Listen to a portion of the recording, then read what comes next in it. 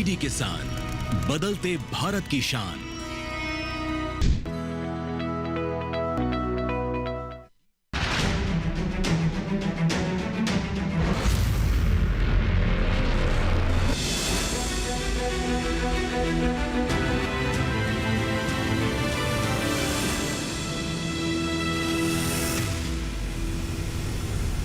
नमस्कार, आप देख रहे हैं दूरदर्शन किसान। स्वागत है आप सभी का हमारे लाइव फोन कार्यक्रम हेलो किसान में। मैं हूं आपके साथ ज्योत्सना। हेलो किसान एक ऐसा कार्यक्रम है जिसमें हम आपके लिए खेती किसानी से संबंधित कुछ ऐसे विषय लेकर आते हैं जिससे कि आपकी खेती किसानी और भी ज़्यादा आसान हो सके और भी ज़्यादा फायदेमंद आपके लिए जो है आर्थिक रूप से साबित हो पाए।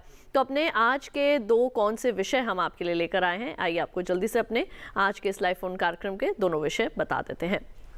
आज जिन विषयों पर हम जानकारी हासिल करेंगे वो है नए बागों की स्थापना के लिए आवश्यक कदम कौन कौन से हो सकते हैं, और इसके साथ ही हम बात करने वाले हैं अगेती फूल गोभी की नर्सरी की तैयारी की। दोनों विषयों से संबंधित अगर आपके मन में कोई भी प्रश्न है, जानना, पूछना, समझना कुछ भी चाहते हैं तो आप हमारे टोल फ्री नंबर्स पे हमें फोन कर सकते हैं 1800113060, 1800113061। और जब भी आप इन नंबर्स पे फोन करेंगे आपका कोई भी शुल्क नहीं लगेगा, केवल आपने अपने टीवी की आवाज को बंद रखना है, खासतौर से जिस दौरान आप अपना प्रश्न हमारे विशेषज्ञों के साथ साझा कर रहे हो। आइए आपको बता दें हमारा व्हाट्सएप नंबर है 8800520717। और ईमेल आईडी के जरिए भी आप हमारे साथ संपर्क जो है वो कर सकते हैं। हमारा ईमेल आईडी लिख लीजिए hellokisan2015@gmail.com। आपके लिए फिर से दोहरा देते हैं hellokisan2015@gmail.com। तो तीनों में से कोई भी एक विकल्प आप जल्दी से चुनिए और तुरंत हमारे विशेषज्ञों के साथ संपर्क कीजिए। अगर दोनों विषयों में से आपके मन में कोई भी प्रश्न उठता है, आप कुछ भी जानना, समझना या पूछना चाहते हैं, नए बागों के लिए किस तरीके से आप स्थापना कर सकते हैं, कौन कौन से कदम उठा सकते हैं, इसके लिए हमें जानकारी देंगे डॉक्टर राधा मोहन शर्मा जी। आपका बहुत बहुत स्वागत है सर। और अगेती फूल गोभी की नर्सरी के लिए आप किस तरीके से तैयारी कर सकते हैं, इसके बारे में हमें ज़्यादा जानकारी देंगे डॉक्टर श्रवण सिंह जी। सर आपका भी बहुत बहुत स्वागत है। तो फिर आइए देर के इस बात की अपने कार्यक्रम में जो चर्चा है उसकी शुरुआत करते हैं। और सबसे पहले हम डॉक्टर शर्मा का जो है वो यहाँ पर रुख करते हैं। तो डॉक्टर शर्मा, सबसे पहले तो मैं आपसे ये जानना चाहूँगी, जब हम बात करते हैं फलों की बागवानी की, तो हमारे देश में फलों की बागवानी की स्थिति किस तरीके की है, क्या स्तर है, और सदाबहार फल कौन कौन से हैं जिनकी खेती या बागवानी हमारे किसान जो है वो आसानी से कर सकते हैं? देखिए, पिछले 10-12 साल से आप देख रहे हैं कि खाद्यान्न उत्पादन से ज़्यादा उत्पादन जो है वानिकी फसलों का है, और उसमें जो लगभग 350 मिलियन टन है, और उसमें से लगभग 112 से 115 मिलियन टन जो है फलों का योगदान है। तो ये तो रही स्थिति। और जहाँ तक आपने कहा कि सदाबहार फल वृक्ष कौन कौन से हैं, क्योंकि फल वृक्ष जो है दो तरह के होते हैं। एक तो पर्णपाती होते हैं, खास करके जिनकी पत्तियां सर्दियों में गिरती हैं, जिसमें सेब, नाशपाती, अखरोट, बादाम, पिस्ता, ये चेरी, आड़ू, खुबानी, ये होते हैं। क्योंकि इनका रोपण का जो समय है वो अलग होता है, ये सुसुप्तावस्था में इनका रोपण किया जाता है। तो अक्सर हम जो है दिसंबर से लेकर फरवरी के बीच में, ठंड किस स्थान पे आप लगा रहे हैं उस पर निर्भर करता है। लेकिन अगर सदाबहार फल वृक्षों की बात करें तो वो फल जिनके पत्ते नहीं झड़ते हैं, तो इन फलों को हम एक अलग कैटेगरी में रखते हैं, जिसमें आम है, अमरूद है, लीची है, नींबू वर्गीय फल हैं। तो बहुत सारे ऐसे फल हैं जो सदाबहार फल वृक्ष हैं, और जो इनका, क्योंकि इनका रोपण का समय उनसे भिन्न है, तो इनकी जो हम रोपाई करते हैं वो लगभग जुलाई और अगस्त के महीने में या फरवरी और मार्च में कर सकते हैं। तो ये दोनों में ये भिन्नता है। जी बिल्कुल। और किस तरीके से हम जो है वो इनकी तैयारी कर सकते हैं, इन बागों की तैयारी किस तरीके से कर सकते हैं, कौन कौन से ऐसे अहम कदम हैं जिनको हमने ध्यान में रखना है, इसके बारे में आगे ज़रूर जानेंगे। लेकिन पहले देखते हैं इसी विषय पर आधारित एक खास रिपोर्ट।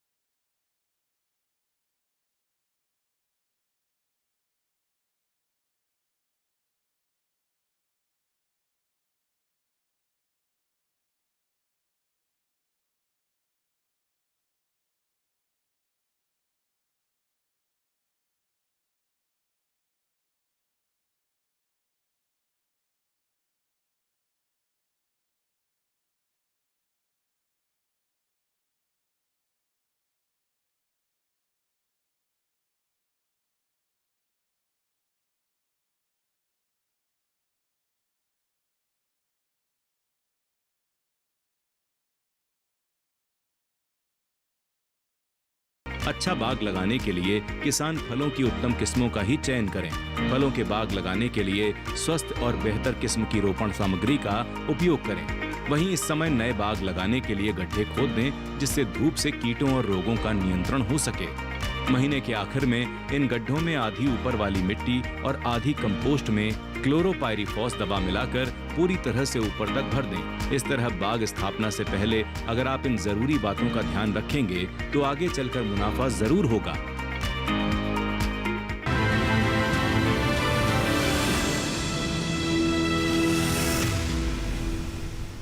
तो अभी आपने देखी है विशेष रिपोर्ट और इसके साथ ही आइए बढ़ते हैं आगे और यहाँ पर हम रुक कर लेते हैं डॉक्टर श्रवण का। तो डॉक्टर श्रवण, आपसे अब मैं यहाँ पर ये जानना चाहूँगी कि हम आज बात कर रहे हैं अगेती फूल गोभी की नर्सरी की तैयारी की। तो अगेती फूल गोभी जो है वो इसका महत्व क्या है और हमारे किसानों को जो है इसकी खेती क्यों करनी चाहिए? हाँ, देखिए किसान भाइयों, जो अगेती फूल गोभी की बात करते हैं तो फूल गोभी लगभग हमारे देश में 90 लाख मेट्रिक टन के आसपास पैदावार होती है पूरी फूल गोभी, और उसमें 1/4 हिस्सा है वो अगेती फूल गोभी का है। यदि आप पैसे की तरफ से देखें किसान भाई, तो इसमें सबसे ज़्यादा मुनाफा रहता है। पैदावार कम ज़रूर है इसकी प्रति हेक्टेयर के हिसाब से देखें, लेकिन बाज़ार भाव इस समय बहुत अच्छा मिलता है और समय अवधि बहुत कम है। तो दो बातें महत्वपूर्ण हैं। लगभग 65 से 70-90 दिन में ये फसल तैयार हो जाती है और बाज़ार भाव 15-20 रुपये से ज़्यादा ही रहता है प्रति किलो के हिसाब से। तो ये किसान को बहुत अच्छा मुनाफा इस समय दे के जाती है। और साथ ऐसी भूमि जो थोड़ी ऊंचाव वाली है, जिसमें पानी का ठहराव कम है, उसमें धान जैसे नहीं हो पाता है, तो उन भूमियों में भी ये फसल बहुत अच्छे से होती है। तो ये 2-3 कारण हैं जिनकी वजह से फूलगोभी में अगेती फूलगोभी ज़्यादा महत्व रखती है। बिल्कुल। और इसमें एक से एक अच्छी किस्में और संकर किस्में विकसित हुई हैं जो किसान भाइयों को ज़्यादा से ज़्यादा पैदावार देती हैं। तो ये चीज़ें हैं जो किसानों को अपनी तरफ आकर्षित करती है फूलगोभी में ये अगेती समूह। बिल्कुल। तो अगेती फूल गोभी की नर्सरी आप किस तरीके से जो है वो तैयार कर सकते हैं, आज हम ये जानेंगे। इसके साथ ही कौन सी इसकी अच्छी किस्में हैं, क्षेत्र के हिसाब से कि भी क्या कोई किस्में जो हैं वो चिन्हित की गई हैं, इसके बारे में भी आगे ज़रूर जानेंगे। कुछ और महत्वपूर्ण बातों पर भी जो हम चर्चा करेंगे कि किस तरीके का कीड़ा या किसी तरीके का रोग इसके अंदर लगने की क्या कोई आशंका रहती है। तो आप कहीं मत जाइए, देखते रहे हमारा कार्यक्रम और पेश है आगे हमारी ये खास रिपोर्ट।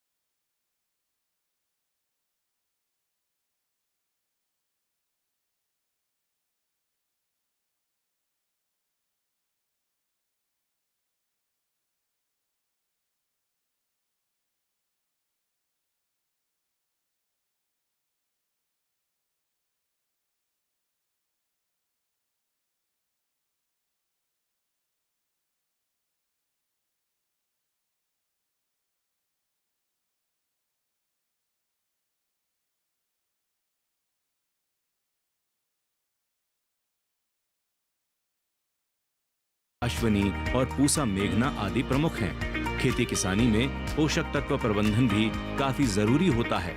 इसके लिए खेत की तैयारी के समय 25 से 30 टन प्रति हेक्टेयर की दर से अच्छी सड़ी हुई गोबर की खाद मिट्टी में मिला दें।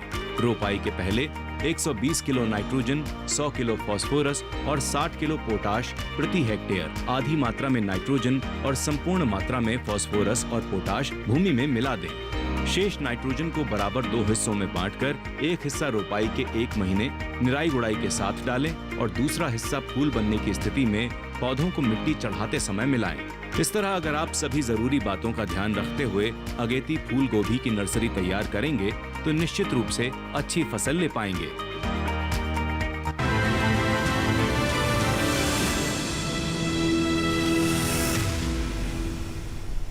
तो अभी आपने अगेती फूल गोभी की नर्सरी की तैयारी के ऊपर देखी हमारी ये खास रिपोर्ट। आपको एक बार फिर से बता दें, आज हम बात करने वाले हैं कि नए बागों की तैयारी के लिए आप कौन कौन से ऐसे महत्वपूर्ण कदम हैं जो उठा सकते हैं, यानी कि कौन कौन से ऐसी मुख्य बातें हैं जिनको ध्यान में रखना है जब आप नए बागों की तैयारी करें। और साथ ही हम बात कर रहे हैं अगेती फूल गोभी की नर्सरी की तैयारी की। दोनों विषयों के संबंध में कुछ भी जानना, पूछना, समझना चाहते हैं तो फ़ोन कर सकते हैं हमारे टोल फ्री नंबर्स पर, या फिर व्हाट्सएप के जरिए सीधे अपने प्रश्न मुझ तक पहुँचा सकते हैं, या फिर email ID के जरिए भी अपने सवाल हम तक भेज सकते हैं। डॉक्टर शर्मा, अब आपसे हम यहाँ पर जानना चाहेंगे, क्योंकि हम बात कर रहे हैं कि कौन कौन से ऐसे आवश्यक कदम हैं, तो शुरुआत अब इसी से करते हैं कि जब हम नए बाग की तैयारी करते हैं तो हमारे जो किसान हैं उनको कौन कौन सी ऐसी मुख्य बातें हैं जिनको ध्यान में रखना चाहिए। सबसे पहले अगर हम बात करें मिट्टी की, किस तरीके की मिट्टी, मृदा कैसी होनी चाहिए? देखिए, बागवानी का जो व्यवसाय है बहुत लंबे समय तक चलने वाला व्यवसाय होता है, तो इसकी जो योजना है ये बहुत आवश्यक है, क्योंकि शुरुआती दौर में अगर इसमें कोई कमी रह जाए फिर उस कमी को दूर कर पाना बड़ा मुश्किल होता है। तो अगर आप बाग लगाना चाहते हैं तो ये बहुत आवश्यक है कि जिस जगह पे आपको बाग लगाना है उस स्थान का चुनाव हमें करना चाहिए। और सबसे बड़ी चीज़ ये है कि जहाँ तक मिट्टी की बात है, तो मिट्टी की जांच अगर आप करा लेते हैं तो बहुत अच्छी बात है, लेकिन साथ ही साथ वहाँ जो सिंचाई वाला पानी है उसकी जांच भी होना बहुत आवश्यक है। और इन दोनों में अगर मिट्टी की हम बात करेंगे तो मिट्टी में बहुत सारी चीज़ें आती हैं जिनकी टेस्टिंग की आवश्यकता होती है कि अगर उसमें न्यूट्रिएंट कम है तो चलो ठीक है आप मिला सकते हैं, लेकिन जो पीएच मान है वो पीएच मान लगभग 5.5 से अगर 7 के बीच में आपका है तो बहुत अच्छा माना जाता है। साथ ही साथ उसमें लवणता कम होनी चाहिए। और पानी इसलिए आवश्यक है क्योंकि अगर आप ट्यूबवेल से पानी दे रहे हैं और उसका वहाँ पानी अगर खारा है, उसकी इलेक्ट्रिकल कंडक्टिविटी अगर ज़्यादा है, तो वही पानी आप पूरे जीवन भर उस बाग में देते हैं तो उस बाग की मिट्टी भी लवणीय हो जाती है। तो पानी और मिट्टी दोनों बहुत आवश्यक हैं। साथ ही साथ मिट्टी की गहराई कितनी है ये बहुत आवश्यक है कि नीचे कोई चट्टान या कोई कंकड़, कोई पत्थर नहीं होना चाहिए। तो ये भी बहुत आवश्यक है। साथ ही वहाँ का स्लोप किस तरह का है, ढलान किस तरह का, उस तरह का हमें बाग प्रबंधन की ध्यान देना पड़ेगा। तो ये सारी चीज़ें जब हम ध्यान में रखते हैं और उसके बाद हमें किस पद्धति में बाग को लगाना है, कौन सी प्रजाति लगानी है, कब लगानी है, कितने दिन पहले उसकी तैयारी करनी है, तो ये सारी बातें योजनाबद्ध तरीके से हमें आगे बढ़ना चाहिए और किसी विशेषज्ञ की राय लेकर के आगे बढ़ना चाहिए। जी बिल्कुल, ताकि आपका बाग जो है वैज्ञानिक पद्धति से विकसित हो और आपको ज़्यादा से ज़्यादा लाभ मिले। बिल्कुल। और इसी के साथ हमारे पहले कॉलर विपिन जी सागर मध्य प्रदेश से मौजूद हैं फोन लाइन पर। आइए उनका सवाल शामिल करते हैं। हेलो हेलो हेलो जी, विपिन जी नमस्कार, आपका स्वागत है कार्यक्रम में। सवाल पूछिए, क्या जानना चाहेंगे? जी मैम, बागों के बारे में ही जानना चाह रहे थे। मेरे 2 सवाल हैं जी। पहला सवाल में ये जानना चाह रहे थे कि मानसून आने के कितने दिन पहले हमें गड्ढे को तैयार कर लेना चाहिए। और दूसरा सवाल ये था कि जो फल हमारे आसपास या इस इलाके में कम लोग लगाते हैं, क्या इस तरीके की बागवानी की जा सकती है और क्या ऐसे इससे लाभ होगा? क्योंकि जो चीजें जैसे अमरूद है, आम है, ये हमारे यहाँ अधिक संख्या में रहते हैं, तो इससे होता क्या है कि भाव नहीं मिल पाता है। तो अगर बगीचा लगाने के बारे में सोच रहे हैं तो फिर कौन से ऐसे पेड़ लगा सकते हैं जो हमारे यहाँ पर कम होते हैं? ठीक है जी डॉक्टर। देखिए, 2 बातें आपने कही, एक तो योजना के हमें गड्ढा कब खोदना चाहिए और दूसरा प्रजाति का प्रश्न था आपका। मॉनसून के आने से कितने समय पहले गड्ढा जो है वो खोदना चाहिए? देखिए, ऐसा है कि जैसा मैंने अभी कहा कि सदाबहार फल वृक्ष हैं वो वर्ष में 2 बार लगा सकते हैं आप। एक तो जुलाई और अगस्त में लगा सकते हैं, मतलब बरसात के सीजन में, और एक आप फरवरी और मार्च में भी लगा सकते हैं। लेकिन फरवरी और मार्च में जब आप बाग लगा रहे हैं तो उस वक्त ध्यान रखना चाहिए कि आपके पास सिंचाई के जो साधन हैं वो समुचित होने चाहिए, क्योंकि मार्च के बाद तापमान दिन ब दिन बढ़ता है। अगर आप पानी नहीं दे पाएंगे तो मृत्यु दर बढ़ जाएगी। तो अगर आपके पास पानी की दिक्कत है तो बेहतर है कि आप जुलाई और अगस्त में बाग लगाएं और इसकी प्लानिंग मई के महीने से स्टार्ट करें और कम से कम 15 जून तक, मतलब बरसात से कम 15 से 20 दिन पहले आपके गड्ढे खुद के भर जाने चाहिए। क्योंकि जब आप गड्ढा खोदते हैं, अगर जून के पहले सप्ताह में अगर गड्ढा खोदेंगे तो कम से कम 10 या 12 दिन तक उसमें खूब धूप लगनी चाहिए, ताकि जो है एक तरह से वो सोलराइज हो जाएगा और उसमें जो भी कीड़े या उनके अंडे हैं या बीमारियां हैं वो स्वतः ही मर जाएंगी। तो अगर आपको जुलाई में प्लांटिंग करनी है तो 15 जून तक आपके गड्ढे खुद के और उसमें गोबर की खाद मिला के उसको भर देना चाहिए। दूसरा प्रश्न आपका जो आम से जुड़ा हुआ प्रश्न था, देखिए जो पुराने बाग लगे हुए हैं वो अक्सर वो प्रजातियां हैं जिनमें 1 साल फल आता, 1 साल फल नहीं आता। तो मैं आपको सूचित करना चाहूँगा कि हमारे संस्थान ने कई बहुत अच्छी प्रजातियां विकसित की हैं जो हर साल फल देती हैं, जिनमें आम्रपाली और मल्लिका काफ़ी पुरानी किस्में हैं। वो लगभग अब सारे स्टेट में हर विश्वविद्यालय में वो उपलब्ध हैं, आप वहाँ से भी ले सकते हैं। और उसके अलावा पूषा सूर्या बहुत अच्छी किस्म है जो है जून के लास्ट में पक्के तैयार होती है। इसके अलावा पूषा श्रेष्ठा, पूषा पीताम्बर, पूषा मनोहरी, पूषा लालिमा, पूसा अरुणिमा एक ऐसी प्रजाति है जो लगभग जाके अगस्त के महीने में पकती है। तो ये एक बहुत लंबी रेंज हमारे संस्थान के पास उपलब्ध है, और अगर आप हमारे संस्थान की प्रजातियां लगाते हैं तो आपको 15 जून से लेकर 15 अगस्त के बीच में ऐसी प्रजातियां हैं जो अलग अलग समय पर पकती हैं। तो जो आप समस्या बता रहे हो कि मार्केट में ग्लट हो जाता है, सबका इकट्ठा पकता है, तो वो समस्या आपको नहीं रहेगी। दूसरा, आपको हर वर्ष जो है अच्छी उपज मिलेगी, और हमारी प्रजातियां जो है, कुछ प्रजातियां लाल रंग की भी हैं जिनकी एक्सपोर्ट के लिए अगर आप बाहर विदेश भी भेजना चाहते हैं तो उनकी बहुत पोटेंशियल है, जिनको आप बाहर भी भेज सकते हैं। बिल्कुल। और इसी के साथ हमारे कार्यक्रम में वक्त हो चला है एक छोटे से ब्रेक का। जल्द लौटेंगे वापस और अगेती फूल गोभी की नर्सरी की तैयारी के ऊपर करेंगे बात। अगर आपके कोई प्रश्न हैं तो तुरंत आप हमें फ़ोन कीजिए, या व्हाट्सएप या फिर ईमेल आईडी के जरिए अपने प्रश्न हम तक पहुंचा सकते हैं। कहीं मत जाइए, देखते रहिए हमारा लाइव फोन कार्यक्रम हेलो किसान।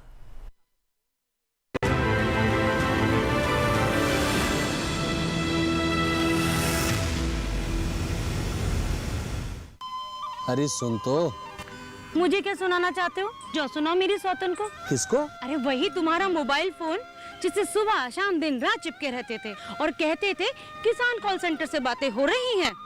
अच्छा ये बात है। हाँ क्यों, क्या हुआ? अब बात नहीं होती क्या? अब तो झट से बात हो जाती है। ऐसा क्या? हाँ, अब तो ज्यादा लाइनें और खास तकनीक के कारण खेती के माहिरों से तुरंत बात हो जाती है। और अगर कभी लाइन व्यस्त हो तो अपनी समस्या फोन पर रिकॉर्ड करा दो, वहाँ से फोन आ जाता है और समस्या की हल का मैसेज भी आ जाता है। ये देखो आ गया।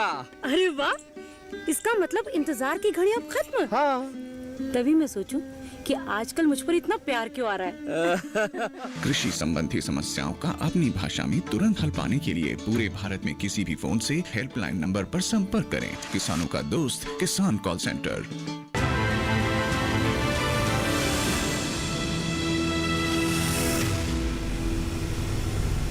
ब्रेक के बाद एक बार फिर आप सभी का स्वागत है हमारे लाइव फोन कार्यक्रम हेलो किसान में, जहां आज हम बात कर रहे हैं कि किस तरीके से नए बागों की तैयारी आप कर सकते हैं, और इसके साथ ही जानकारियां हम हासिल कर रहे हैं कि किस तरीके से अगेती फूल गोभी की नर्सरी आप तैयार कर सकते हैं। हमारे टोल फ्री नंबर, व्हाट्सएप या फिर ईमेल आईडी के जरिए जल्दी से जल्दी अपने सवाल हमारे विशेषज्ञों तक आप पहुँचा सकते हैं अगर आपके मन में कोई भी प्रश्न है तो डॉक्टर श्रवण, आपसे मैं अब यहाँ पे ये जानना चाहूँगी कि जब हम अगेती फूल गोभी की नर्सरी की तैयारी करते हैं तो किस प्रकार से जो है वो हम इसकी तैयारी कर सकते हैं, और बहुत से ऐसे वैज्ञानिक तरीके भी हैं जिससे इनकी तैयारी होती है। कई हमारे किसान हैं जिनके पास हाइड्रोपोनिक विधि भी होती है, तो क्या ऐसी कुछ तकनीकों के बारे में आप बताना चाहेंगे?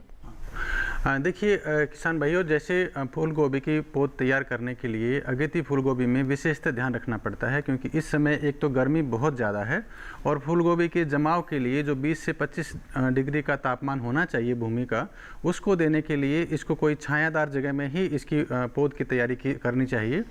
छायादार स्ट्रक्चर आप बना सकते हैं, जैसे शेड नेट होते हैं हरे रंग के, उससे आप 75% का शेड नेट लगा करके उससे एक छाया क्रिएट की जा सकती है। थोड़ा छोटा सा शेड नेट या बड़ी साइज़ का, जितना आपको ज़रूरत है उसके हिसाब से। अमूमन देखा गया है कि लगभग 70 से 75 बेड प्रति हेक्टेयर के लिए ज़रूरत होती है। 1 हेक्टेयर की आपको पौध लगानी है तो इतनी बेड आपको चाहिए होती हैं। ये बेड का आकार लगभग 5 मीटर लंबा और 1 मीटर के आसपास चौड़ा रखते हैं हम लोग।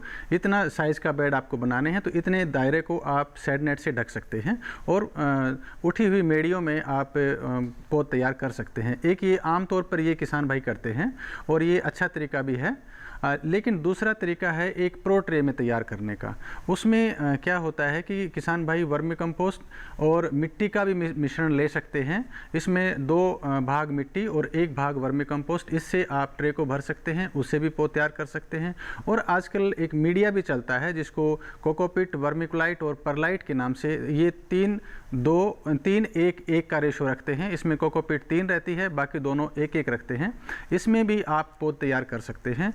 इनमें यदि आप ट्रे में तैयार करते हैं तो इस बात का ध्यान रखना ज़रूरी है कि बारिश से बचाव के लिए आपके पास स्ट्रक्चर होनी चाहिए। जैसे बारिश गिरती है सारा मीडिया और जो पौध है वो सारी ट्रे से बाहर आ जाती है, इसलिए उसके ये ट्रे का जो काम है ये हमेशा ही रेन से जो प्रोटेक्टेड जो स्ट्रक्चर होती हैं, चाहे पॉली हाउस टाइप में हो साइडों से खुली हो या रेन शेल्टर हो उसमें करें। तो ये दो तरीके हैं, या तो प्रोट्रे में कर सकते हैं या अपने खेत में ऐसी जगह जहाँ पानी नहीं भरता है ऐसी जगह में छायादार संरचनाएं बना के और मेड़ियों के ऊपर पौध बना सकते हैं। इस बात का थोड़ा सा ध्यान रखें कि वहाँ जल भराव की स्थिति बिल्कुल भी नहीं होनी चाहिए। जी बिल्कुल। और इसी के साथ हमारे अगले कॉलर नंदस्वरूप मिश्रा जी बाराबंकी से मौजूद हैं फ़ोन लाइन पर। आइए उनका सवाल लेते हैं। हेलो नंदस्वरूप जी, आपका बहुत बहुत स्वागत है। अपना सवाल पूछिए, क्या जानना चाहेंगे? हाँ नमस्कार सर, मैं जानना ये चाहता हूँ जो हम लोग बाग लगाते हैं तो अधिक समय तक हमारे बाग टिकाऊ रहे तो इसमें कौन से हम फलों का बाग ले, जैसे हमारा आम है, केला, अमरूद है, पपीता है, अनार है, शरीफा है, काजू है, कटहल है, चीकू है, कमरक है, नींबू है, अंगूर है, लीची है, बेर है, अनार है, अंजीर है, फलसा है, आंवला है, बेल है, सहतूत है, करौंदा, खजूर, इमली, जामुन, इसमें कौन से हम बाग लगाए जो अधिक समय तक टिकाऊ रहे? काफ़ी लंबी फहरिस्त जो है वो डॉक्टर शर्मा इन्होंने बताई है। आप बताइए कौन कौन से बाग ये लगा सकते हैं? देखिए, एक तो आपकी मृदा की कंडीशन किस तरह की है, एक तो इस बात पर निर्भर करता है। अगर वहाँ लवण ज़्यादा है तो वहाँ आप आम, अंगूर और नींबू वर्गीय फल नहीं लगा सकते। फिर आपको उस पर कस्टर्ड एप्पल पे, और सबसे बड़ी बात ये होती है कि जो फल आपके आसपास बहुत अच्छी तरह उग रहे हैं आप उन फलों पर केंद्रित रहें। और साथ ही साथ जो वहाँ पे आपके रहमान खेड़ा में हमारा संस्थान है भारतीय कृषि अनुसंधान परिषद का, आप उनसे संपर्क कर सकते हैं, वो पौधे भी आपको प्रोवाइड करते हैं। और जहाँ तक लंबे समय की बात है तो आम जो है, आम आपका 40 से 50 साल तक जो आपको फल देता है। साथ ही साथ मेड़ों पे आप कटहल लगा सकते हैं, जामुन लगा सकते हैं, देसी आम लगा सकते हैं, करौंदा लगा सकते हैं। तो इस तरह से जो अपनी फसलों का एक ऐसा चक्र बनाएं ताकि आपको ज़्यादा से ज़्यादा लाभ मिले। बीच बीच में अगर आपने नया बाग लगाया है तो बीच में आप सब्जी भी लगा सकते हैं, बीच में आप पपीता लगा सकते हैं, आड़ू लगा सकते हैं, स्ट्रॉबेरी लगा सकते हैं, ताकि आपको एक्स्ट्रा आय उससे मिलती रहे। तो जो आप बाग लगा रहे हैं, जो आपकी जलवायु के अनुरूप है वही प्रजाति और वही फल आप चूज़ करें। लंबे और ज़्यादा समय की बात नहीं, स्ट्रॉबेरी आपको जो है 4 महीने में भी बहुत अच्छी इनकम देता है।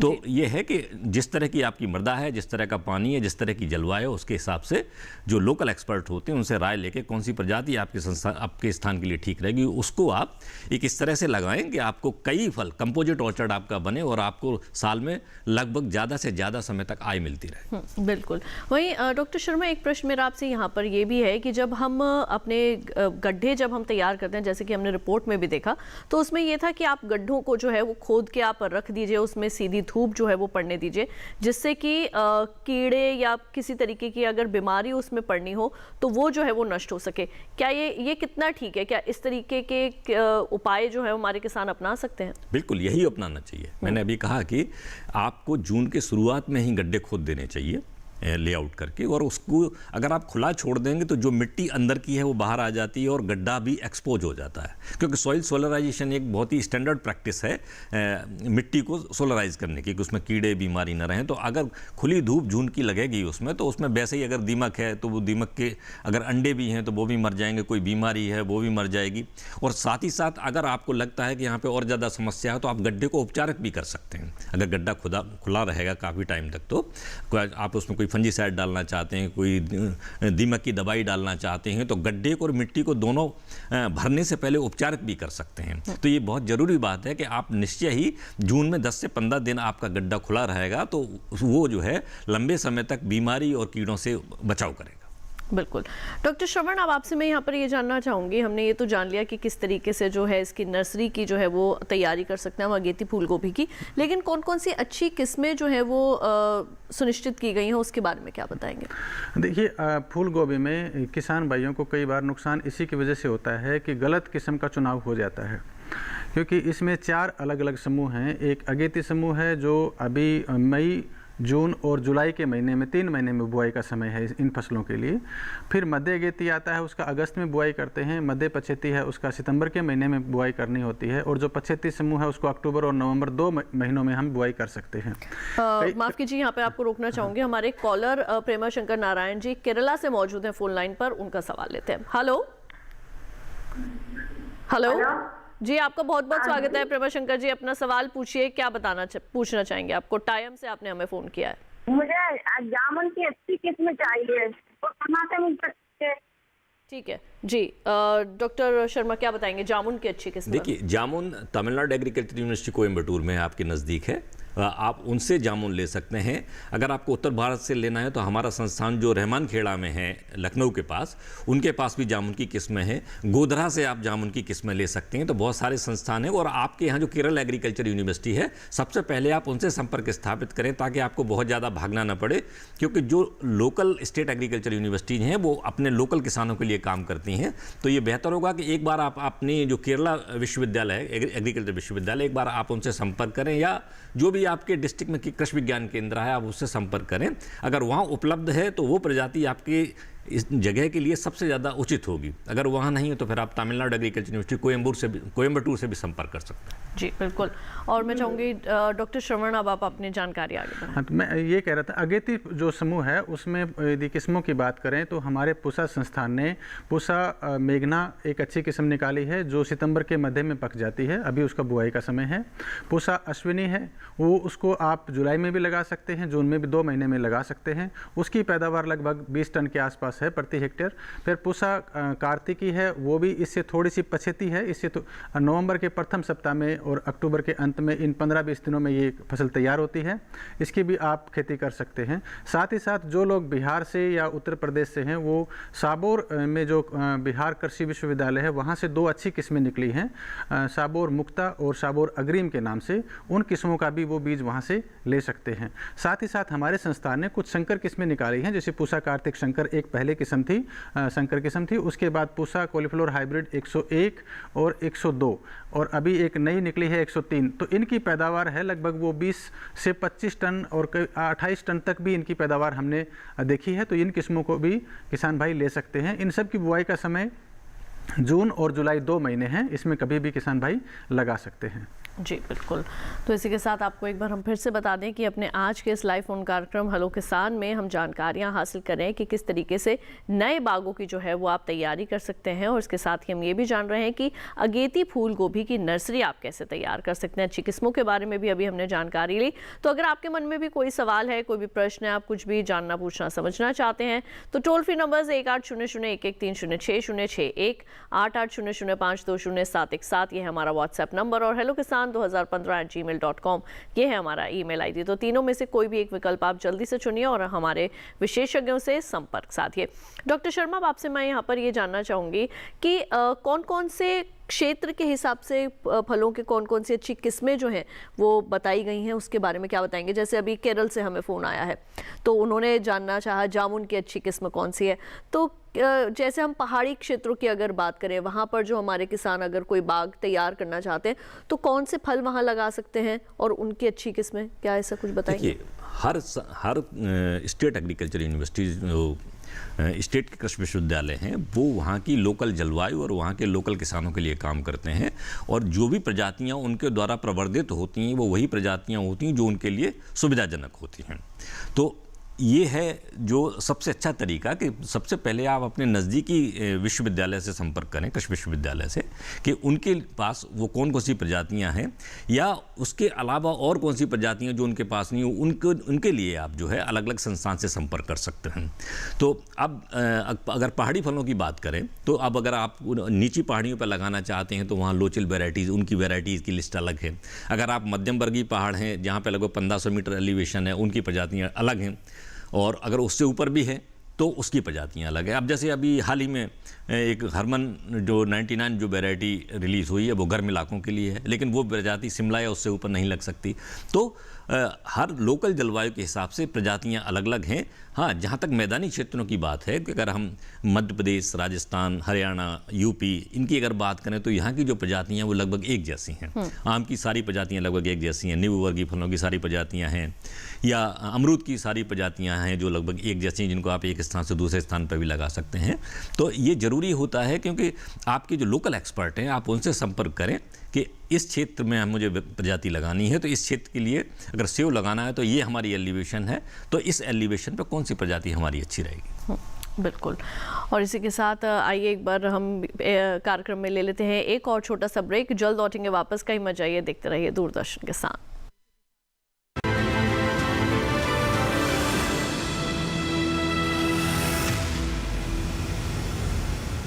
डीडी किसान ने कर ली है तैयारी। यहाँ मिलेगी पशुपालन की हर एक जानकारी, घर आंगन से लेकर व्यवसायिक फार्म तक, मुर्गी पालन से लेकर रेगिस्तान के जहाज तक। बीमारियों से पशुपालक बिल्कुल ना हो परेशान, विशेषज्ञ करेंगे आपकी समस्या का समाधान। देखिए अपना पशु चिकित्सक हर रविवार शाम 6:30 बजे दूरदर्शन किसान पर।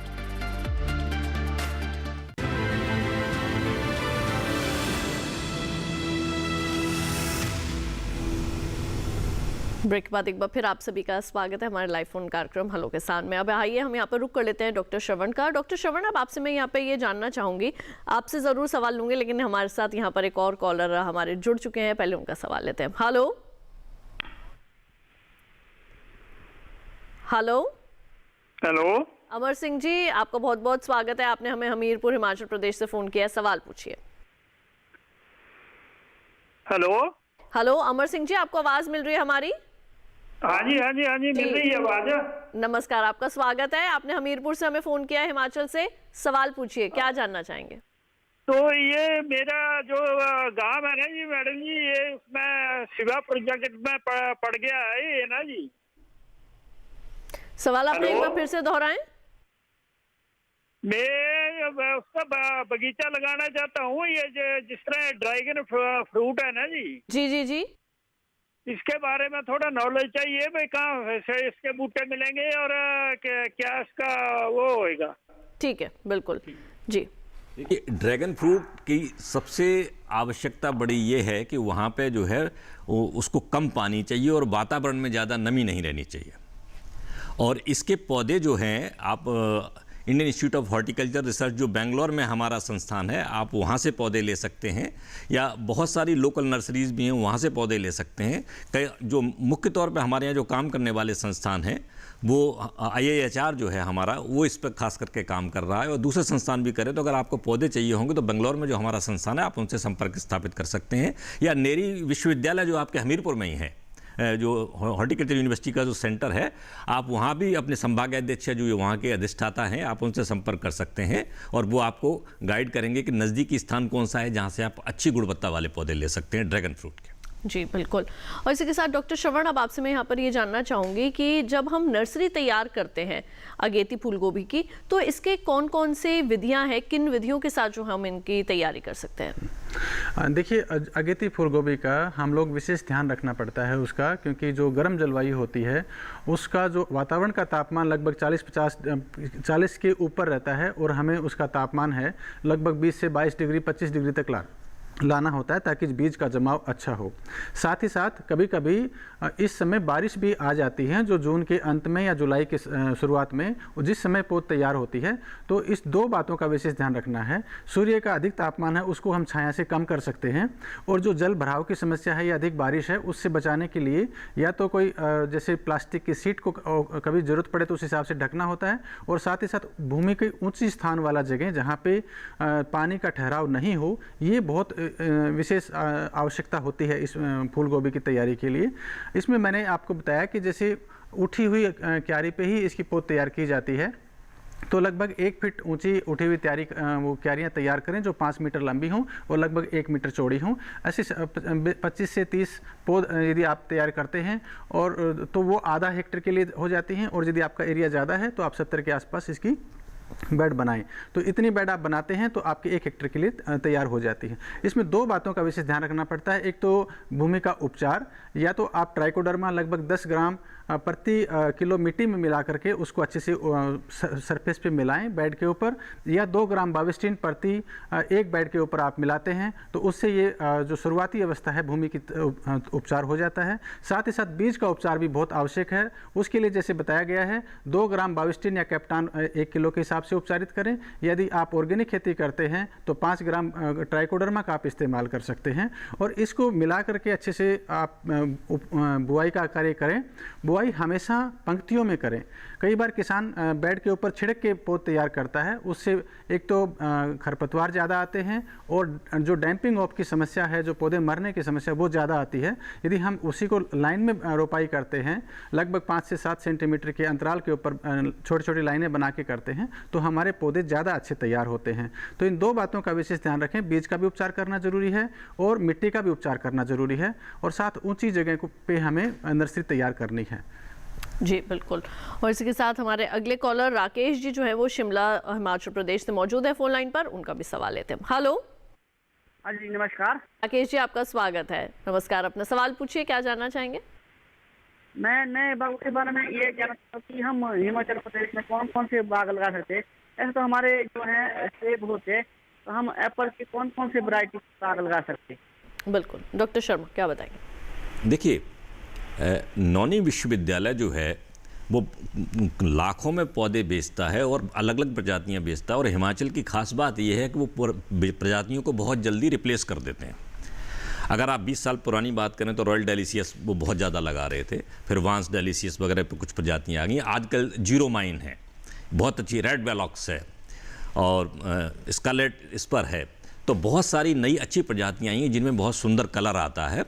अगर आप उन प्रजातियों को लगाएंगे तो आपको बहुत अच्छा मुनाफा हो, बाज़ार में आपको बहुत अच्छा पैसा भी मिलेगा। तो आप जो प्रजातियां हैं अच्छी गुणवत्ता वाले पौधे नौनी विश्वविद्यालय से खरीदें और वहाँ से आपको ये सारी प्रजातियां उपलब्ध होंगी और आप उन्हीं को लगाएं।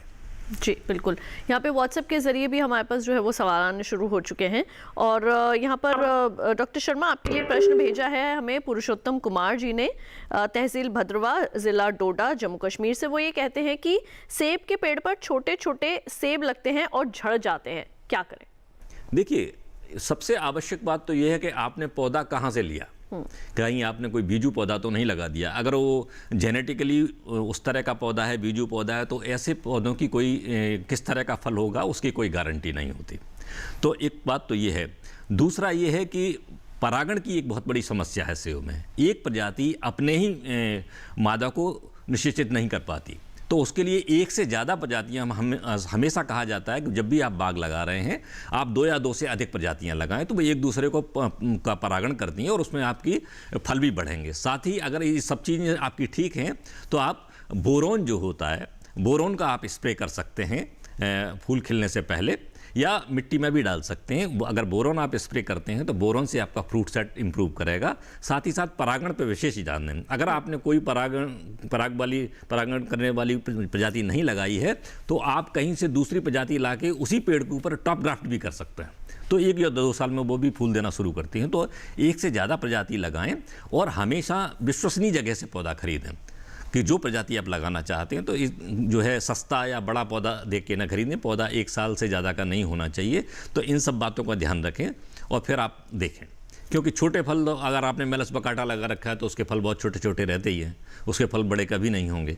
तो एक परागण की समस्या हो सकती है, या आपका पौधा जो है वो ट्रू टू टाइप नहीं है, या उसमें अगर परागण नहीं है तो फिर वहाँ पे आप टॉप ग्राफ्ट करके आप पराग वाली फसल लगा दें, तो इससे आपके फल आने लग जाएंगे। बिल्कुल। वहीं डॉक्टर श्रवण, अब आपसे मेरा सवाल यहाँ पर ये रहेगा कि अगेती फूल गोभी के अंदर किस तरीके के कीड़े और बीमारियों का जो है वो प्रकोप हो सकता है? देखिए, अगेती फूल गोभी में ज़्यादातर जो नर्सरी में देखते हैं, एक तो बीमारी आती है डैम्पिंग ऑफ, जिसमें पौधे ज़मीन की सतह के पास उनका तना गिर जाता है, ऊपर से पत्ते हरे दिखते हैं लेकिन ज़मीन के पास से तना गड़ जाता है। ये एक मुख्य समस्या है जो कवक के द्वारा होती है। इसको यदि जैसे भूमि का उपचार हम करते हैं बाविस्टिन से या ट्राइकोडर्मा से, साथ ही साथ बीज का भी यदि उपचार करते हैं तो लगभग उसका असर 20 से 22 दिन रहता है, तो इससे एक बचाव किया जा सकता है। साथ ही साथ जैसे ही ऐसा कुछ प्रभाव दिखता है नर्सरी में, इसमें बीच बीच में कई सारे पौधे एक साथ मरते हैं, तो इन पौधों को वहाँ से हटा दिया जाए और निराई गुड़ाई उचित रखी जाए। साथ ही साथ पानी का यदि ऐसी कोई समस्या दिखती है, ये खासकर जब बारिश हो जाती है उसके बाद ज़्यादा दिखती है, तो इसमें ये ध्यान रखना है कि यदि ज़्यादा कीचड़ नर्सरी में है तो सूखी मिट्टी ज़रूर थोड़ी थोड़ी डालें, जिससे थोड़ा नमी कम बने। साथ ही साथ निराई गुड़ाई समय समय पर करते रहें। खासकर 4-5 दिन बाद में करने से ये थोड़ी हवा निकलती है तो उससे ये समस्याएं कम आती है। साथ ही जैसे लगभग आपकी नर्सरी 30 दिन के आसपास हो जाती है तो उसके बाद 1 दिन छोड़ के 1 दिन में पानी दें ताकि पौधों में सख्ती अच्छी आए और वो उसमें मजबूत बनते हैं पौधे और ये बीमारी भी कम आती है।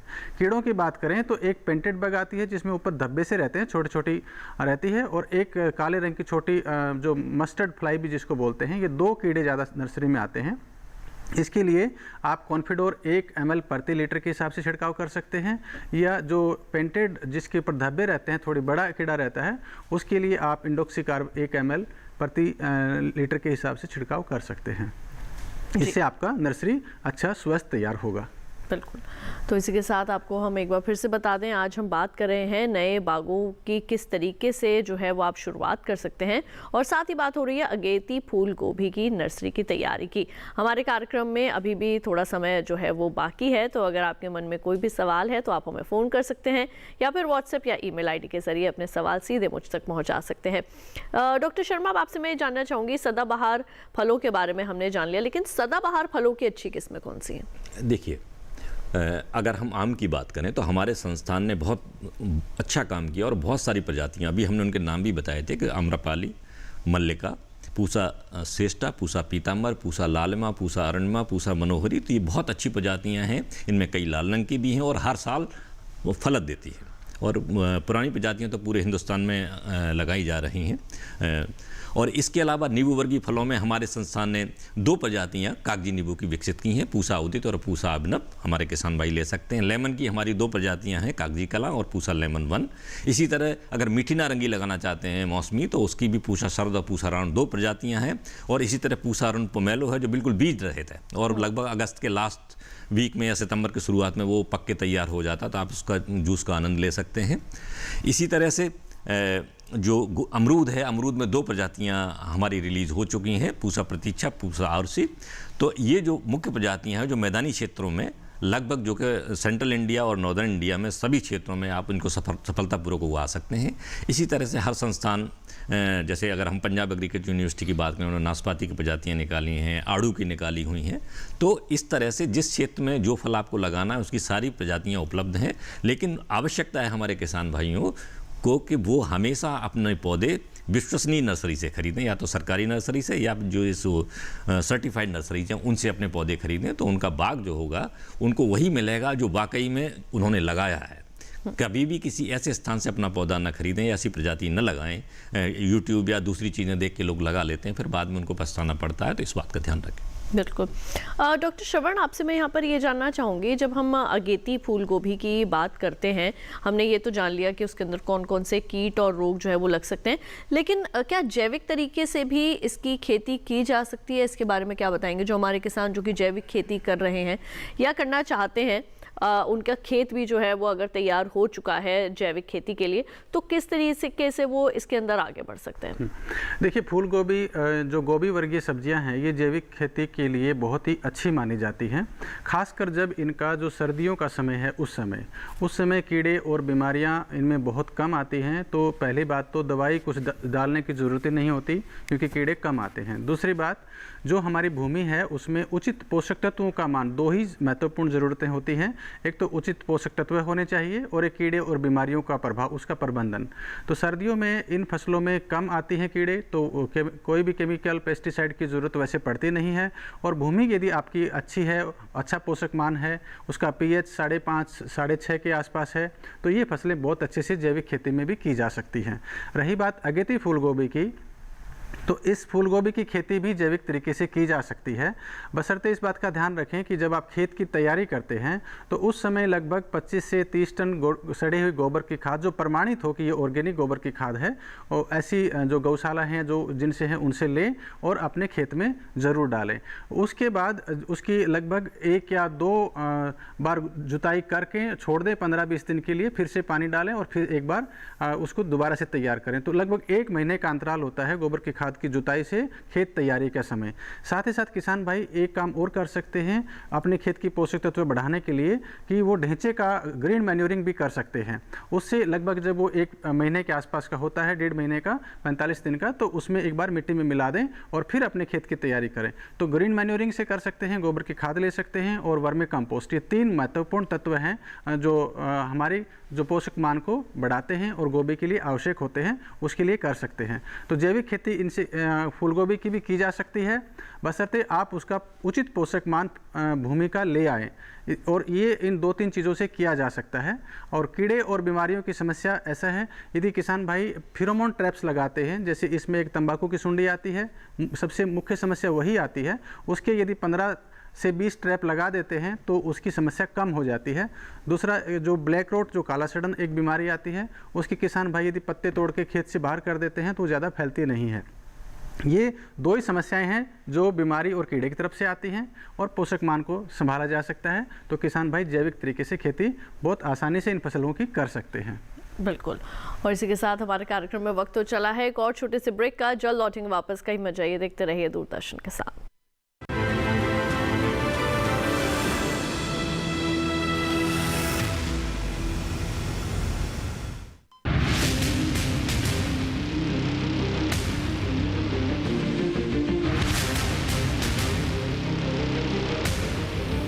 जब तपती है धरती, सूरज उगलता है आग, ठंड में जब सर्दी जमा देती सबके हाल, सब छुप जाते अपने अपने घरों में, तब बाहर निकलता सिर्फ एक इंसान, भरने के लिए हम सबका पेट, खून को पसीने की तरह देता बहा, थक जाता, झुलस जाता, हो जाता बीमार, तब उसकी सेहत का ध्यान रखता सिर्फ डीडी किसान।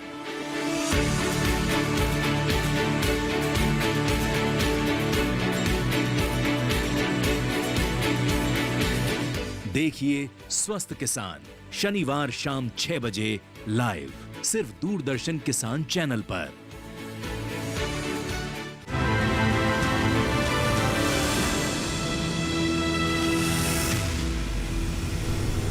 ब्रेक के बाद एक बार फिर आप सभी का स्वागत है हमारे लाइव फोन कार्यक्रम हेलो किसान में। आइए बढ़ते हैं आगे और लेते हैं हमारे एक दर्शक का फोन कॉल। लक्ष्मण जी इस वक्त हमारे साथ महाराष्ट्र से मौजूद हैं, आइए उनसे बात करते हैं। हेलो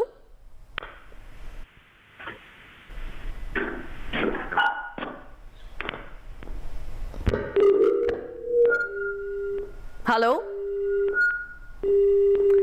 संपर्क जो है वो शायद उनसे टूट गया है।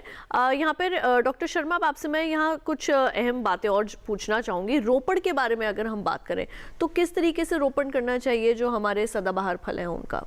देखिए, जैसा अभी हम उस पर काफ़ी डिस्कशन भी कर चुके हैं कि आपका गड्ढा जो है 10-15 दिन उसमें धूप खुली लग जाए, उसके बाद जो है 25 से 30 किलोग्राम अच्छी सड़ी हुई गोबर की खाद, ये ध्यान रखें कि अगर वो अच्छी तरह सड़ी नहीं होगी तो अगर आप उसको इस्तेमाल करते हैं गड्ढे में तो फिर उसमें कीड़े आएंगे। तो उस 25 से 30 किलोग्राम अच्छी सड़ी हुई गोबर की खाद आप जो मिट्टी आपने बाहर निकाल के रखी है उस मिट्टी में अच्छी तरह मिला लें और मिलाने के बाद उसको ज़मीन से ऊपर तक भर दें। ये होमवर्क है। जब इतना काम हो जाएगा उसके बाद आप पौधा उठाएंगे। तो ज़मीन से ऊपर तक अगर आप भर देते तो उसका फ़ायदा ये होता है कि अगर आप उसमें अगर हो सके तो उसमें 1-8 बाल्टी पानी भी डाल दें या उसको इरीगेट कर दें, तो वो मिट्टी अगर नीचे धंस रही है तो उसमें और मिट्टी डाल दें, क्योंकि रोपण के बाद अगर मिट्टी नीचे धंसती है तो पौधे को नुकसान हो जाएगा। तो ये जब पूरा होमवर्क कंप्लीट हो जाए उसके बाद आप जब एक बारिश हो जाए उसके बाद आपने जो प्रजाति जहाँ से बुक करा रखी है आप उस प्रजाति को लाएं। ध्यान रखें उसका जो अर्थवाल है वो नहीं टूटना चाहिए, और अगर पौधा पॉली बैग में है तो बहुत अच्छा है। और उस पॉली बैग वाले पौधे को ब्लेड से हल्का सा पॉलीथीन हटा के उसकी मिट्टी न टूटे, और गड्ढे के बिल्कुल सेंटर में केंद्र में आप थोड़ी सी मिट्टी हटाएं और वो पौधा वहाँ स्थापित कर दें, और साथ ही उसको अच्छी तरह दबा दें ताकि उसमें हवा न रहे, और सिंचाई कर दें। ये आवश्यक बात है। और इसके बाद अगर हो सके तो एक छोटी सी स्टिक उसके पास लगा दें ताकि पौधा सीधा बढ़े, ताकि 1 साल तक अगर वो स्टिक उसके साथ रहेगी। और साथ ही साथ इस बात का भी ध्यान रखें कि जहाँ आपकी कलम लगी हुई है या जो प्योंद लगी हुई है वो ज़मीन से ऊपर रहे और उसके नीचे से कोई भी शाखा ना निकले। इन सब बातों का अगर आप ध्यान रखेंगे तो 2-3 साल में आपका पौधा आपसे भी बड़ा हो जाएगा और आपको अच्छी आय देगा। बिल्कुल। और डॉक्टर श्रवण, आपसे भी मेरा सवाल यही है कि किस तरीके से जब हमने नर्सरी तैयार कर ली है तो इसकी रोपाई जो है वो कैसे करें? रोपाई हमेशा ऐसे एक बात का विशेष ध्यान रखें कि जिन किसान भाइयों की ज़मीन यदि नीची है, जहां बरसात का पानी रुकने की संभावनाएं हैं, तो ऐसी जगहों में विशेषतः जो मेड़ी पद्धति है उसको अपनाएं। मेड़ी पद्धति में बनाते समय इतना ध्यान रखें कि पौधे की पंक्ति से पंक्ति की दूरी लगभग 45 सेंटीमीटर की 1.5 फीट की दूरी रहनी चाहिए, और पौधे से पौधे की दूरी जब हम रोपाई करते हैं तो लगभग 1 फीट की रखते हैं। लगभग 1 फीट से ज़्यादा अगेती फूल गोभी में नहीं रखते हैं, क्योंकि पौधे का झाड़ कम बनता है और फूल भी आकार छोटा रहता है। तो हमें ज़्यादा नंबर ऑफ पौधे प्रति हेक्टेयर रखने होते हैं ताकि हमारे फूल ज़्यादा आएँ तो पैदावार भी ठीक आए। इसमें रोपाई के समय एक विशेष बात ये रखनी है ध्यान में कि रोपाई हमेशा लगभग 40 से 45 दिन की पौध लें, उससे छोटी पौध नहीं लें, नहीं तो खेत में जैसे जाएगी तो ज़्यादा गर्मी होने से पौधे मरते ज़्यादा हैं खेत में। तो एक बात का विशेषता यहाँ ध्यान रखें। दूसरी बात, जब रोपाई करते हैं उससे पहले ट्राइकोडर्मा से या बाविस्टिन 2 ग्राम प्रति लीटर के हिसाब से जड़ों को भिगो दीजिए। उसके बाद आधा घंटा के बाद में रोपाई करें, और खासकर शाम के इवनिंग आवर्स में करें, शाम के टाइम में करें। एक महत्वपूर्ण समस्या जो अगेती फूल गोभी में आती है, खरपतवारों की आती है। तो इसके लिए जब खेत लगभग मेड़ियाँ तैयार हो जाती हैं, उसके बाद में पेंडिमेथालिन 3 मिलीलीटर प्रति लीटर के हिसाब से छिड़काव करें, जो लगभग 3 लीटर के प्रति हेक्टेयर में लगभग लग जाती है। तो उससे छिड़काव करने के बाद दूसरे दिन इसकी रोपाई करें। छिड़काव के समय ये ध्यान रखें कि पूरे खेत में नमी होनी चाहिए ताकि दवाई अच्छा काम करे। तो ऐसा करने से आपकी फसल की रोपाई अच्छी होगी। लगभग 40 से 45 दिन की आप पौध लीजिए, मेड़ी पे कीजिए और रोपाई के तुरंत बाद सिंचाई कीजिए, और शाम के समय आप रोपाई कीजिए। तो आपका जो फील्ड स्टैंड है, जो पौधे हैं, ज़्यादा जीवित रहेंगे खेत में। इस बात को थोड़ा ध्यान रखिए। बिल्कुल। और डॉक्टर शर्मा, जब हमने यहाँ पर रोपण कर दिया तो किस तरीके से सिंचाई प्रबंधन कैसे करें? बागों में कब कब जो है वो सिंचाई करनी चाहिए? सुबह के समय करें, शाम के वक्त करें, कितनी बार करें? देखिए, ये निर्भर करता है कि आपने किस सीजन में रोपण किया है, पौधे की उम्र क्या है। जैसे अगर आप नया बाग लगा रहे हैं, जिसकी हम आज बात कर रहे हैं, तो अगर बरसात के सीज़न में आप लगा रहे हैं तो पानी की मात्रा बहुत थोड़ी चाहिए होती है, लेकिन बार बार चाहिए होती है। अगर बारिश नहीं होती तो आपको आवश्यकता अनुसार ही सिंचाई करनी और थोड़ा पानी देना है। अगर आपका पौधा बिल्कुल हाल ही लगाया गया है, वही बागबानी अगर आप फरवरी और मार्च के महीने में शुरू करते हैं तो वहाँ आपको डेली जो है अप्रैल, मई, जून, इनमें कम से कम हफ्ते में 2 से 3 बार आपको छोटे पौधों में सिंचाई करनी चाहिए। साथ में उस पर आप मल्चिंग करें। काली पॉलीथीन की अगर मल्च दे सकते हैं तो वो दें, ताकि उसमें नमी संरक्षण ज़्यादा रहे और पौधे को ज़्यादा गर्मी से कोई नुकसान ना हो। और अगर बड़े बागों की हम बात करेंगे तो जैसे नींबू वर्गीय फल हैं तो उस हफ्ते में कम से कम 2 बार सिंचाई देनी चाहिए, और अमरूद है तो कम से कम 1 बार देनी चाहिए। आम में भी कम से कम बार 1 सिंचाई अगर आप देते रहेंगे तो फल की वृद्धि बहुत अच्छी होती है। और अगर बारिश होती है तो आप उस सिंचाई को रोक सकते हैं, फिर पानी देने की आवश्यकता नहीं होती। तो ये आपको देखना है कि आवश्यकता अगर है तभी पानी देना है, अन्यथा उसमें अनावश्यक पानी न दें और नालियों से या ड्रिप इरिगेशन से पानी दें ताकि पानी की बचत रहे। बिल्कुल। और डॉक्टर श्रवण, पोषक तत्व प्रबंधन जो है वो बहुत ही एक अहम स्थान रखता है। किस तरीके से अगेती फूल गोभी की जब हम नर्सरी की रोपाई करते हैं, पोषक तत्व प्रबंधन का कैसे ख्याल रखें? देखिए, फूल गोभी ज़्यादा पोषक तत्व लेने वाली फसल है। इसके लिए जो संतुलित मात्रा है वो लगभग 120 किलो नाइट्रोजन और 50 से 60 किलो फॉस्फोरस और 50 किलो के आसपास पोटास, ये 3 चीज़ों की खास ज़रूरत होती है। साथ ही साथ गोभी वर्गीय फसल है, इसमें बोरोन की कमी देखी गई है, और बोरोन की कमी होने से डंठल में खोखलापन रहता है या फूल के ऊपर काले धब्बे भी दिखाई देते हैं। इसलिए किसान भाई बोरेक्स भी यदि आप कम से कम 3 साल में 1 बार खेत में डालते हैं तो 10 किलो डालिए, नहीं तो 0.3% का स्प्रे भी जब फूल बनने की अवस्था आती है उससे पहले छिड़काव कर दीजिए। इस बात का थोड़ा ध्यान रखिए। साथ ही साथ यदि आप रोपाई करते हैं, रोपाई के तुरंत 10 दिन की जब फसल हो जाती है, जब उसमें नए पत्ते आने शुरू हो जाते हैं, उस समय लगभग 1.5% यूरिया का घोल जरूर छिड़काव करें, और एक छिड़काव 21 दिन के बाद, 21 या 22 दिन के समय में करें रोपाई के बाद, तो 15 दिन के बाद और 21 दिन के बाद। ये 2 छिड़काव आपकी फसल को बहुत जल्दी बढ़ाव देते हैं। ये 2 छिड़काव जरूर कीजिए, लगभग 1.5% का। इससे ज़्यादा नहीं करें, नहीं तो पौधों को नुकसान होगा। और जैसे ही लगभग 45 दिन की फसल हो जाती है और जिन जगह पे मिट्टी थोड़ी हल्की है वहाँ 35 दिन की फसल में भी आप जो टॉप ड्रेसिंग जो बची हुई जो 60 किलो नाइट्रोजन की मात्रा है, 120 किलो में से 60 किलो शुरुआत में देते हैं, तो 60 किलो बच गई, उसको 35 से 40 दिन बाद में देते हैं, तो वो ज़रूर दीजिए। और उसके बाद आप अपने खेत की जो गुड़ाई करवानी है उसको करवाइए, तो पौधे की बढ़वार बहुत अच्छी होती है। क्योंकि शुरुआती अवस्था में इसका झाड़ ज़्यादा बनाना है ताकि फूल अच्छा बने, और वो सारा निर्भर करता है कि खासकर नाइट्रोजन की मात्रा कितनी है खेत में। जी बिल्कुल। और चलते चलते डॉक्टर शर्मा आपसे अब यहाँ पर एक प्रश्न और मैं पूछना चाहूँगी, जो हमारे किचन गार्डनर्स हैं उनके लिए आप क्या बताना चाहेंगे, कौन से ऐसे फल हैं सदाबहार फल जो वो अपने किचन गार्डन में लगा सकते हैं? बिल्कुल, नींबू वर्गीय फल। वो नींबू, अगर एक नींबू का पौधा अगर आप लगा लेते हैं तो आपको पूरे साल अपने किचन के लिए नींबू मिलता रहेगा। इसी तरह अमरूद आप लगा सकते हैं, वो छोटे पौधे होते हैं। या और अगर धूप पर्याप्त आती है तो आप वहाँ स्ट्रॉबेरी भी सीजन पे लगा सकते हैं। तो ऐसे फल पौधे लगाएं। पपीता आप लगा सकते हैं अपने किचन गार्डन में, जिनके लिए बहुत ज़्यादा जगह की आवश्यकता ना हो। और ऐसे पौधे न लगाएं कि एक दूसरे की छाया एक दूसरे पे पड़े। तो इन बातों का अगर आप ध्यान रखें कि जो छोटे पौधे हैं या जो मीडियम साइज जिन पौधों का रहता है उन पौधों को आप लगाएं, ताकि आपके किचन की जो ज़रूरत है वो पूरी होती रहे। बिल्कुल। और इसी के साथ आप दोनों का बहुत बहुत शुक्रिया डॉक्टर शर्मा, डॉक्टर श्रवण, आप दोनों स्टूडियो में आए, विषयों से संबंधित बहुत अच्छी जानकारी आप दोनों ने साझा की। हमारे जो प्रश्न आए, जो हमारे दर्शकों ने प्रश्न भेजे, उनका भी आपने समाधान दिया, तो उसके लिए आप दोनों का बहुत बहुत धन्यवाद। धन्यवाद। तो आज हमने जाना कि किस तरीके से आप नए बागों की तैयारी कर सकते हैं, और साथ ही हमने ये भी जाना कि कैसे आप अगेती फूल गोभी की नर्सरी को भी तैयार कर सकते हैं। अब आइए आपको बता दें कि हम अगली बार अपने किन दो विषयों पर जो है वो जानकारियां हासिल करेंगे। तो अगली बार अपने लाइव फोन कार्यक्रम हेलो किसान में हमारे दो विषय रहने वाले हैं, कृषि शिक्षा एवं स्वरोजगार, और इसके साथ ही बात होगी लोबिया फसल प्रबंधन की। और इन दोनों विषयों के संबंध में अगर पहले से अपने कोई सवाल आप भेजना चाहते हैं तो हमारा ईमेल आईडी एक बार फिर से लिख लीजिए, hellokisan2015@gmail.com। दूरदर्शन किसान का कॉल सेंटर नंबर 1800113060, सोमवार से लेकर शनिवार सुबह 6 बजे से रात 10 बजे तक ये नंबर आपके लिए बिल्कुल उपलब्ध रहता है। और अगर आप हमारे आज के कार्यक्रम को दोबारा से देखना चाहते हैं, कोई जानकारियां छूट गई हैं, दोबारा से प्राप्त करना चाहते हैं, तो टीवी स्क्रीन पर दिखाए जा रहे इस QR कोड को स्कैन कीजिए। इससे सीधे आप हमारे YouTube चैनल पर चले जाएंगे। वहां जाकर आप एक बार फिर से हमारे आज के इस कार्यक्रम को देखकर तमाम जानकारियां हासिल कर सकते हैं। तो आज के लिए केवल इतना ही, मुझे दीजिए इजाजत। आप देखते रहिए दूरदर्शन किसान और अपना रखिए बहुत ख्याल। नमस्कार।